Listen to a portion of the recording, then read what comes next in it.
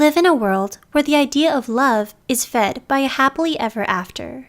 Our perception of what should and should not be is completely skewed by what we have learned in media. The typical pattern of intense passion and emotions, a conflict that makes us fight for that God-forsaken love, and then the resolution of being together forever.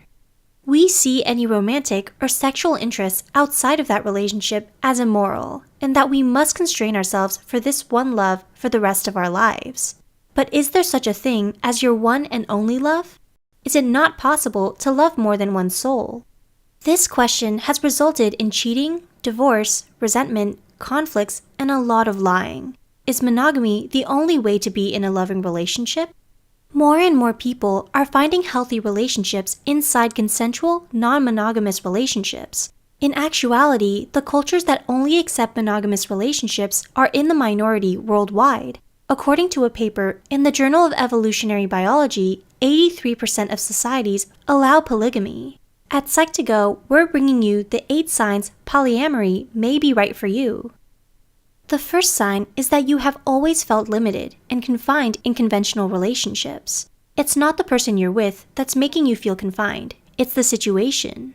Have you ever felt like you're no longer acting as an individual, but always thinking about being faithful to your partner?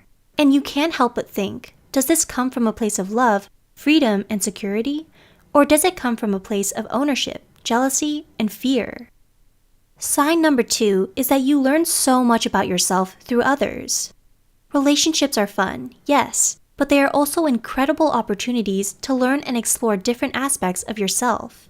Each person is a universe, and both negative and positive experiences that we venture in with them are a journey to learning and growing individually as a person. If you are limited to only one relationship, there may be aspects of yourself you are neglecting. Sign number 3 is that you are the kind of person who feels energized by other people. Does diving into experiences with people outside of your primary relationship nurture, energize, and refresh you?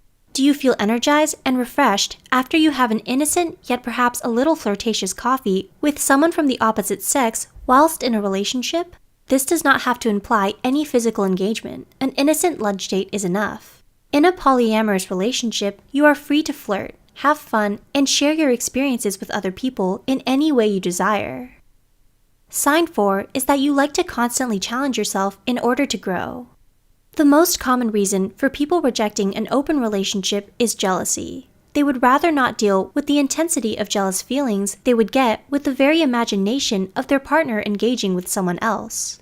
But what if polyamory will teach you to be less jealous and to love with complete freedom? Would this not be like taking an entire weight off of your shoulders?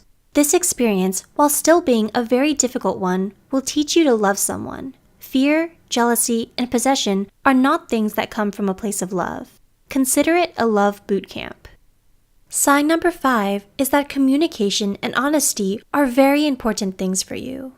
You can't stand lying about anything, and let's be honest, most people feel safer not admitting to their partners that they may be interested in or attracted to someone else. They may also not feel safe about telling their partner about certain friendships for fear of jealousy. You are the kind of person who would rather be open about these difficult topics and feel safe in approaching them with your partner. You think it's best and healthier to tackle the situation and finding a compromise that makes you both happy. If there is something forbidden to us, we will only want it more. If we feel free to be with somebody else, then the initial excitement of that forbidden fruit is gone. Sign number 6 is that you don't like living life by society's rules and tend to question everything. You are not one to follow social constructs of what should and should not be. You often find yourself questioning these impositions made on us. Polyamory is instantly rejected by society and almost seen as a threat to normal relationships and normal family life. However, you prefer to live an experience for yourself before deciding your opinion on something, as opposed to following everybody else like a sheep. Sign number 7 is that you trust your love and connection with this person more than anything. You don't think that seeing someone else could possibly take away from your love and devotion to your partner. If anything, it might even strengthen your appreciation for them.